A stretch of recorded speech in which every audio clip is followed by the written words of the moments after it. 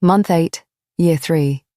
The Eclipse games had become quiet again. Not peaceful, never peaceful, just quieter. The sort of quiet that came when almost everybody who could die already had. The giant scoreboard hanging over Nero Vega's skyline had become almost depressing to look at. Once it had shown 400 names, 400 dreams, 400 families, 400 futures.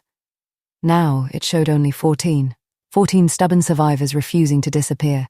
Every remaining contestant had become famous. Every fight mattered. Every death shifted the entire balance of the games. And at the very top sat one name: Darius Voss, 88 kills. Even the commentators talked about it constantly. 100, the cursed number, the legendary number, the number nobody except Lord Rain and Kenny Reach had ever reached. The galaxy watched him differently now. Not because they liked him, not because they hated him, because they couldn't stop watching him.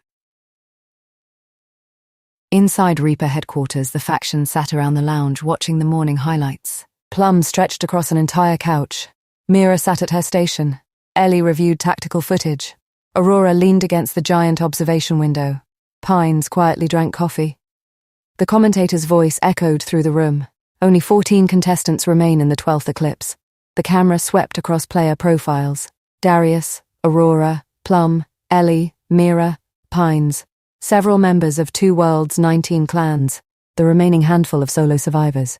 Then suddenly the broadcast changed. A golden notification exploded across every screen. Aurora immediately sat up. Plum dropped her snack. Even Pines looked interested. The announcer smiled. Oh, this is a good one. The challenge title appeared. Juggernauts versus War God. The entire city erupted. Aurora frowned. That sounds bad. Pines laughed. Depends which side you're on. The announcer continued. The participant selected for the role of War God. The room already knew Darius Voss. The city exploded. Cheers, booing, arguments, betting. Pure chaos. Then the second half appeared.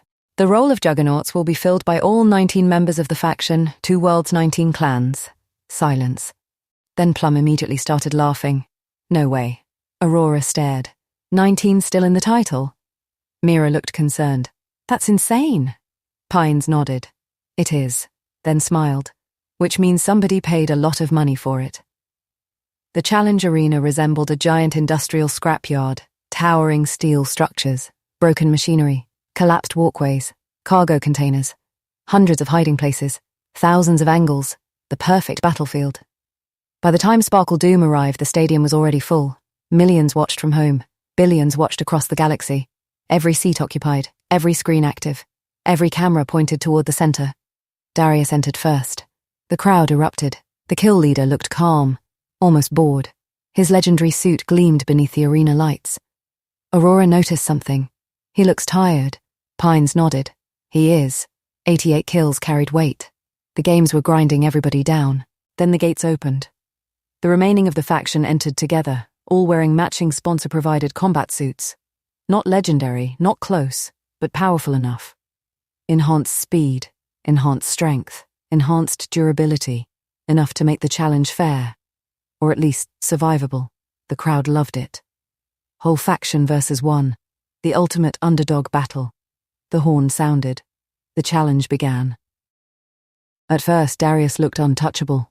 He moved through the battlefield like a storm, fast, efficient, brutal, years of combat experience displayed in every movement. One contestant dropped, then another, then another. The crowd roared. Aurora found herself impressed, despite herself. He really is ridiculous. Pines laughed. Told you.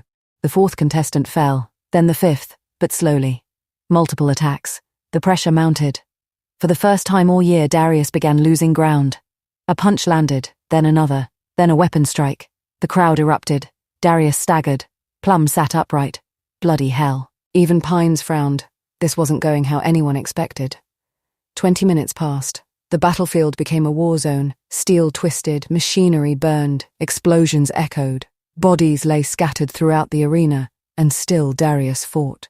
But now he looked human, bruised, bleeding, exhausted. One of the Juggernauts landed a devastating hit.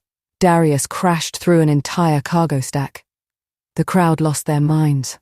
Aurora stood, so did Ellie. The remaining contestants pressed their advantage. They swarmed, like wolves, like sharks, like desperate people who saw weakness. Another contestant fell, then another. Darius refused to stay down. By the time the timer entered its final minutes, a majority of the contestants were dead. 3 remained. And Darius looked like he had fought a war. Which, honestly, he had. Then the timer hit 0. A siren echoed across the arena. The challenge ended. Officially. The scoreboard updated. The crowd cheered. The announcer declared Darius victorious. And for a brief moment, everything stopped. Then it didn't. One of the surviving juggernauts stepped forward. Then another. Then another. Aurora frowned. Pines lowered his coffee. The remaining contestants exchanged looks, the same thought crossing all their minds. He's vulnerable. The challenge might be over. But the games weren't. The crowd slowly realized what was happening. A dangerous tension settled over the stadium. The 3 contestants advanced. Darius tried standing, failed, tried again, barely succeeded. Aurora didn't like the look in their eyes. Neither did Pines. Neither did anybody. One contestant raised their weapon. The crowd held its breath, then movement.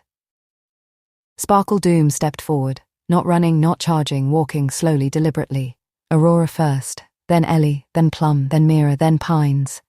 5 figures moving between Darius and the remaining faction. The entire arena fell silent. The 8 contestants stopped, immediately. Not because anybody threatened them.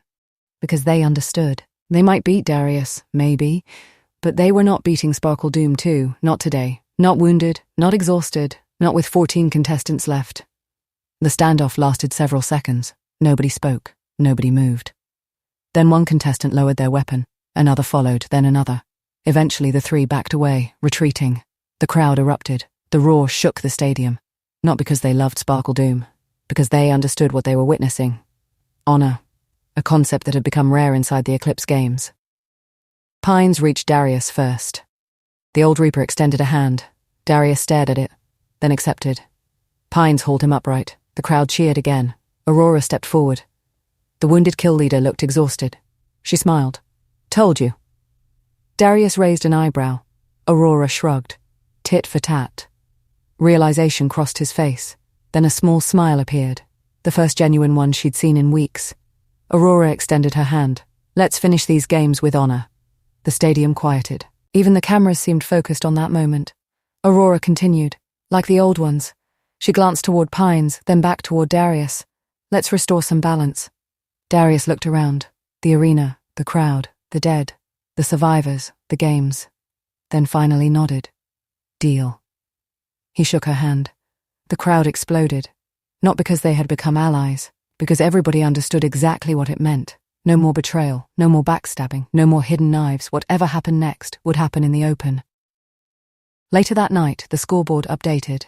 The city stopped to look. The galaxy watched. Only 14 contestants remained, and at the top, the number finally settled. Darius Voss, 99. 1 away. 1 single kill away. The first contestant since Lord Rain. The city buzzed with speculation. Who would be number 100? Would it be a member of 2 Worlds' 19 clans? A random survivor? Plum? Ellie? Aurora? Nobody knew. Inside Reaper headquarters, the faction stared silently at the board. Pines finally broke the silence. 100. Darius's name glowed at the top. Aurora folded her arms. The city lights reflected in the glass behind her. Only 9 remained. The end was finally approaching. And for the first time since entering the games, nobody in the room was thinking about victory. They were thinking about who would survive long enough to see it.